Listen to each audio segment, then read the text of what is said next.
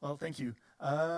Welcome, everyone. Thank you for coming to this presentation. So I'm Michael Fries. I'm the commercial director of Blackleaf, and today I'm going to talk about how we can use graphene to develop a new type of heating ink and why this is a new type of heating ink. So just to get started, a few words about the company. We're a French company, and we've been founded already 7 years ago. We have 16 people, most of them are working in R&D, so we have a strong focus on the development of new things. And we are initially a producer of graphene. So some of you may know the material, others may not. Don't worry, I will tell you what this is all about. But what is important is that the material has been discovered 20 years ago, but it's quite difficult to manufacture. But we are in the process of having a manufacturing line, so it will be opening by the end of this year. So today the vision for the company is to lead the way as a graphene producer for Europe. And to do this, we're putting in place the manufacturing line that will allow us to produce graphene at scale. And this is to give you an idea of where we are and what we are talking today. Of course, we're producing graphene, water-based solutions. I'll come to that a bit later on. We are formulating graphene inks and what we call additives, and we're using them in a wide number of areas. So, of course, here today we'll be focusing on heating, but just for your information, graphene is being used, and our graphene can be used in many other domains, like concrete, like e-chemistry, stealth, etc. So there is a wide number of different applications. Now, getting back to heating. What are we talking about? Well, nothing new, in fact. I mean, surface heating has been there for over 100 years. And of course, at the beginning, we were just talking about filament and foil, metallic resistance. And since then, obviously, there have been a number of innovations that have come up. And the innovations are in 3 different domains. So either we're talking about innovation in substrates being used, in the conductive material being used, or in the deposition method. So for this talk, we'll be obviously talking about the innovation on conductive material, and for additive and pretend manufacturing methods, because there are other ways to other deposition that are available. So, what about graphene? What is this? So, as some of you may know, that's a non-metallic material. That's a carbon-based material. So, you have one layer of carbon atoms that are organized like a honeycomb. And what is interesting is that when you're using this material, it has exceptional properties in terms of conductivity, electrical conductivity, thermal conductivity, strength. It is flexible. And so, as you can imagine, this can be very interesting in our industry. Now, the issue is that for 20 years, the industry has been struggling to generate or to produce this material at scale. It was difficult and it was expensive. And so that's the problem that we have cracked at Blackleaf. And something that is important also to understand, because graphene has been here for quite a long time. But that when we're talking about graphene in the industry, we're talking about different types of material. Of course, there is the one layer graphene. But then there's another type of graphene that is called FLG, few layer graphene. So between 2 and 5 layers. But then there's also graphene above 10 layers. And then you have graphene about 30 layers. And that's yet another material. So everything is called graphene. But as you can imagine, the properties are not the same, and the way they will be used in applications are not the same. So when we have customers who come to us and say, hey, well, we have already used graphene, it doesn't work for us. We say, well, what graphene are we talking about? And then you will see that certain type of graphene are available or are applicable for certain applications and not for others. So that's important if you're trying to use graphene in the industry. So the graphene that we are developing at Blackleaf is few layer graphene. What makes us specific or special is that we're doing everything in liquid. We are in water, to be more precise. We are not using any powder, which makes it safe to use. So sustainability in all the process that we're using is a key component of our activity. Water-based, we have a low energy footprint, and this is key if we want to have something that is scalable and that has a lower cost than the traditional way of producing graphene with a lot of solvents, etc., and a lot of energy. And so that's key if we want to target the industry like this one. And for those interested, what we're doing is that we're using mechanical exfoliation from graphite. So we're using graphite as our primary raw material to produce graphene. So why is graphene interesting in our context? Well, first, the graphene that we're developing and producing is more conductive than other carbon materials. Well, that's really the base, one of the base of graphene. And of course, that will help if we want to develop conductive inks. Second, the graphene that we develop, we're not talking about a particle, we're talking about sheets. And sheets of graphene that can overlap, that can slide. And as you can imagine, in terms of percolation, if you're introducing graphene in a substrate, well, it would be much better than if you have, for example, a particle of carbon. So the percolation that you have with graphene is much better than with other materials, which means that you will require less material to get the same type of results. And finally, in terms of flexibility, we can achieve a much better flexibility by using that material. So this is what it looks like. I mean, what is the impact? And just to give you an idea on the type of performance that we can get. So typically, if you're taking a carbon ink, that's just one type of carbon inks, and there are many others. But typically, you will have at least 25% of solids, going up to 40%. And you require this because otherwise you will not get the conductivity that you want. And you can reach, for example, 18 ohm per square with a dry film at 36 micrometers, which is good, which works well. In terms of resistivity, you have a target resistivity. It will not change much, even if you are changing the thickness. With the ink that we have developed, well, things are a bit different. First, we only need 3% of graphene to achieve this type of performance. So 6 ohm per square at 15, the micrometer is missing, but that's 15 micrometer. So here of dried film. And total solids, it's about 5 to 6%. So as you can see, that there is a huge difference between the traditional carbon inks and what you can achieve with graphene. And second thing, you can have a wide range of resistivity. While here you have one resistivity, plus minus 10% roughly. We can go from 6 to 80 ohm square just with one ink. And this is what it looks like. So here you have the dry coating thickness, and here you have the resistivity. So just taking the example of two inks, and this shows the solid line is showing the area where you can, or the range where you can use the ink. Actually, for the other part, that will not work because the ink will be cracking, which is normal. That's what you get with the ink that we have developed. So roughly at 6, 7 microns of dry coating, we reach 80 ohm per square.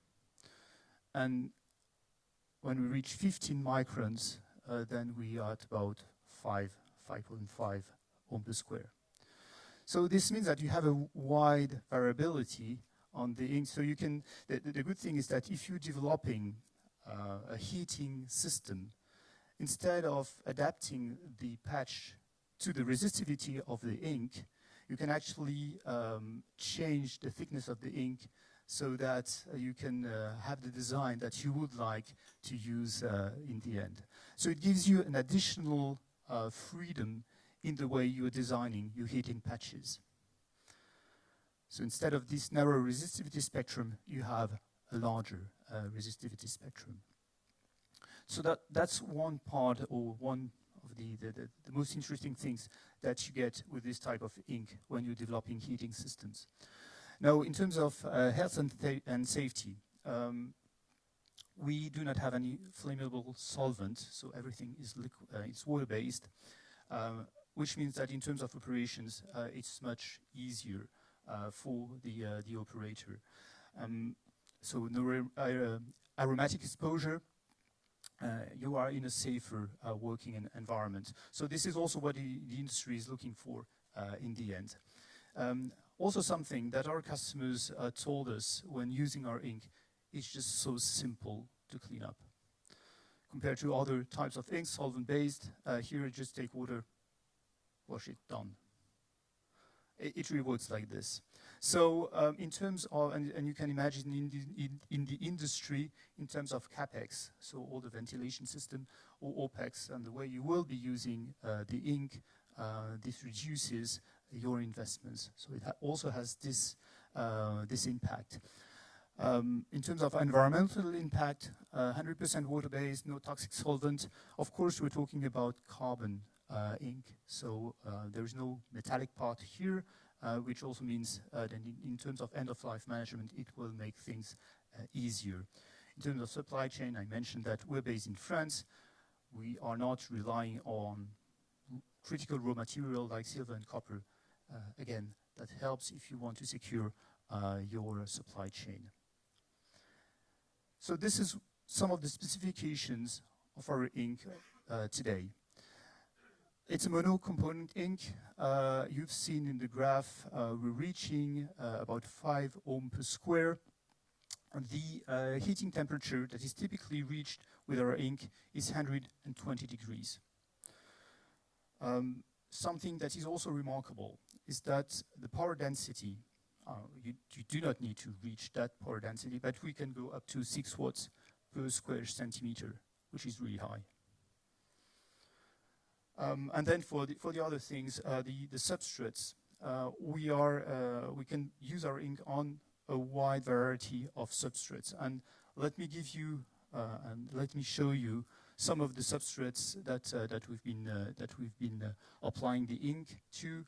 So rigid polymer, flexible polymers, or textile substrates. I have a few examples here of the substrates that we're using. Of course, you're welcome. We have our booth there, so if you want to come and see us and see how this is working, we'll be happy to show you. And of course, as we master the complete chain, it means that we can also adapt the ink to the substrate that you would like to use. Now, coming to the final application, where is this used? Are we still talking about something in the lab, or are we talking about something that is being used in the industry? So today, we have customers in a wide number of domains who are using our inks for the following applications. So the first thing that they are looking for is a uniform heat. And that's the type of thing that you can achieve with this type of patch.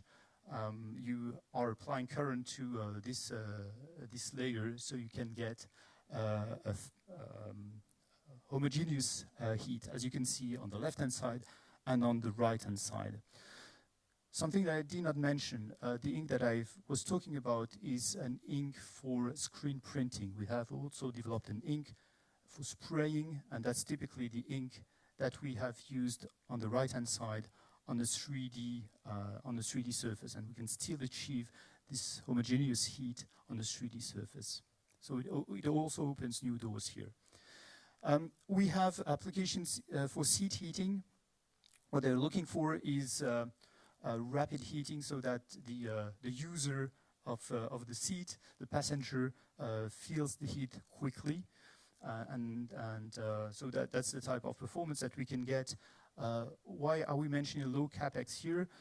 For certain industries, they may have different types of seats, which mean different types of heating surfaces, of patches.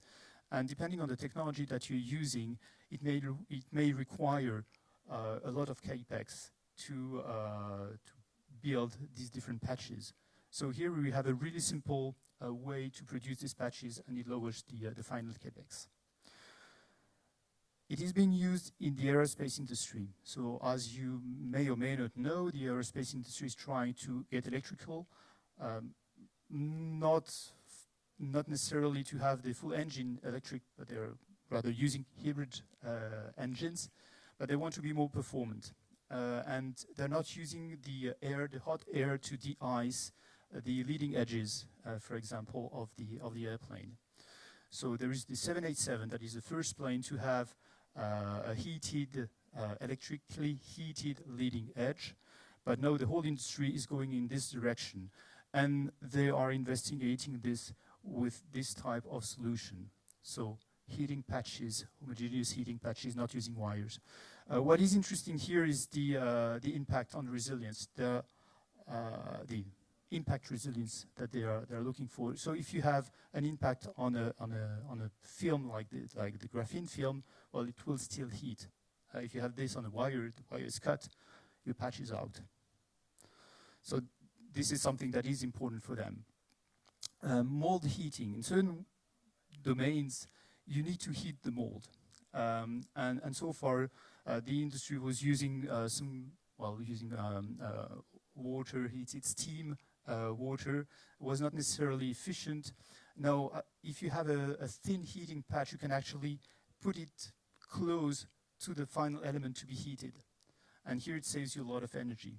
So our customer has been able to showcase huge energy saving by just integrating the heating patch in the mold itself.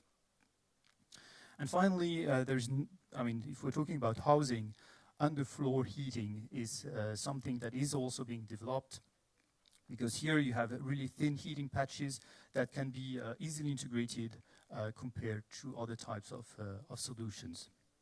So that gives you an idea of where graphene is coming from, what it can bring in terms of a heating ink, and what our customers are doing with it today. So if you have any question, please come and see us. We'll be happy to discuss it with you. And of course, if you have any question now, we have some time, I believe. Thank you very much.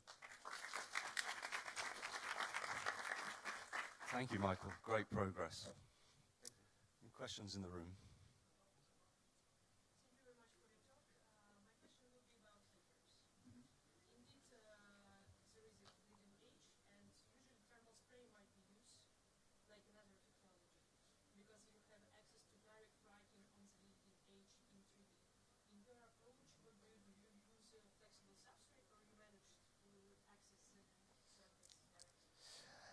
So this is a question that our customers are asking us, whether they would like to spray the ink on the leading edge or whether it would be a film. I mean, it's their choice in the end. My perception today, or an analysis of what would be most interesting, is probably the heating film, because you need, you need a top coat as well. So you need a substrate and a top coat.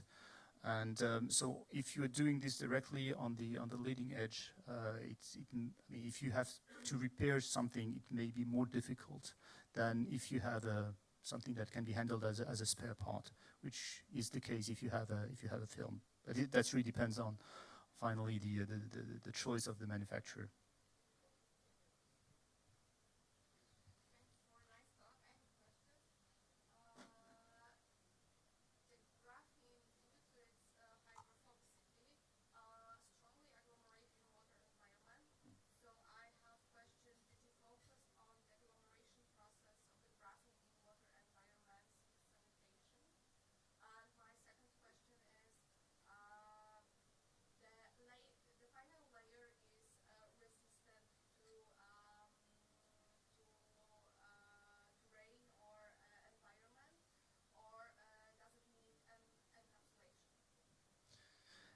Thank you. Very good questions. So, and you're right. I mean, one of the problems with graphene, and the reason why people have had difficulties to use it in the real world, is that it aggregates.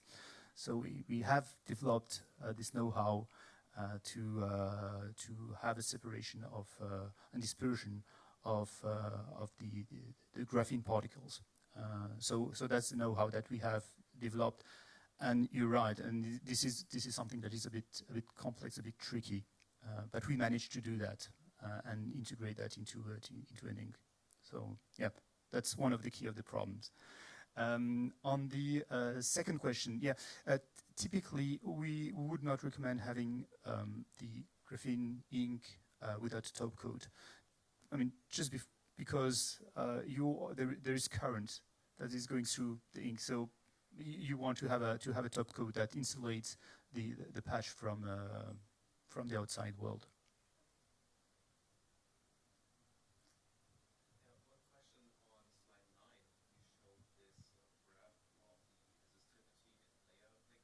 I guess this one. Mm-hmm.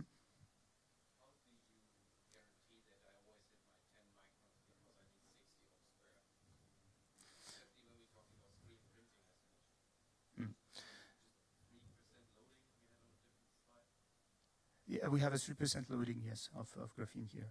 So right. So this is. It will depend on the manufacturing process that you have.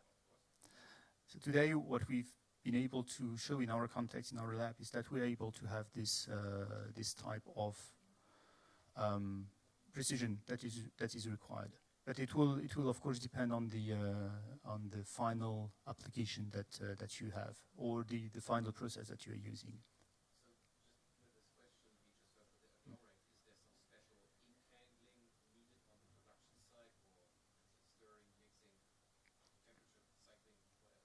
It's a completely standard screen printable ink. So you take it, print it.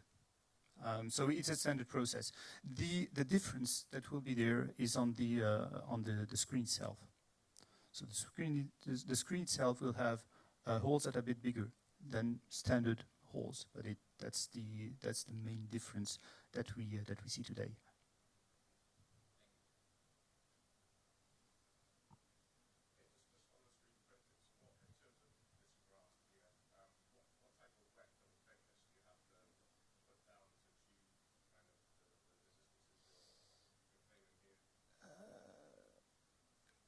That's a good question. I don't have the answer right now. So we can discuss that at the booth, and I will ask the technical team for that. Yeah, because I wanted to have something. I mean, as we have less solids than with other inks, showing the wet film thickness actually changes the way and doesn't allow us to explain what the difference is. So that's the reason why I focus on the dry thickness. But yeah, that's a good question. I saw on your slide that the size of the graphene particle is only 2 nanometers. Is it then thickness? Yes. the thickness here? The Mm-hmm. thickness is less than 2 nanometers. Is it classified as a nanoparticle then? And is this related to some handling issue of material? So in terms of handling issue, the fact that we are only water-based, so and the particles are in this substrate, makes it safe to handle. And you're right. I mean that's the reason why I was saying what makes us special in the way we're producing graphene is that we're making everything in water. So we do not have particles that go outside, and we do not have this nanomaterial potential problem that you would have otherwise.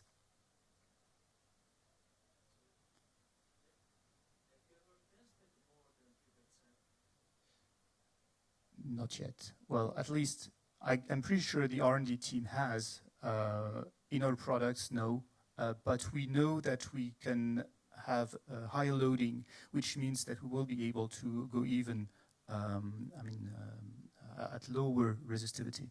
Yeah. And that's the plan. That's in terms of R&D. That's where we're going, right?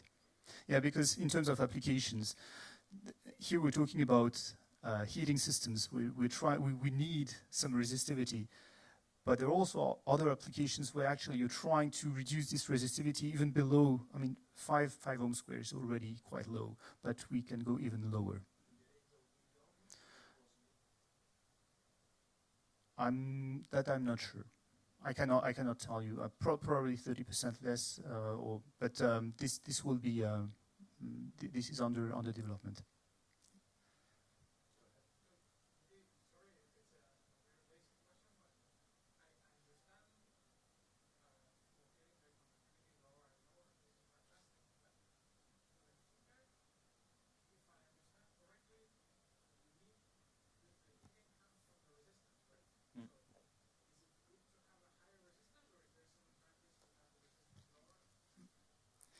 Yeah, very good question as well, because, well, it depends. The answer is it depends. And that's the reason why it's also important to have a wide range of resistivity. If you want to have a wide surface, wide heating surface, then having a lower resistivity is important. And this low resistivity will allow you to design heating patches that are bigger than you would be otherwise able to design with other inks. So which other applications do you see on the market for the graphene-based inks, apart from the chemistry-based? Well, I'm sure there are. I'm sure in the audience here, people have ideas, and probably better than us on this. Yes, we believe that for lower voltage devices, typically having an ink that is, of course, and will not be as conductive as a silver ink, copper ink, it could still be interesting. Maybe sensors as well. There are things where carbon inks are already used, so we believe that our ink can be used in this context as well. Thank you. Let's thank Michael again. Thank you.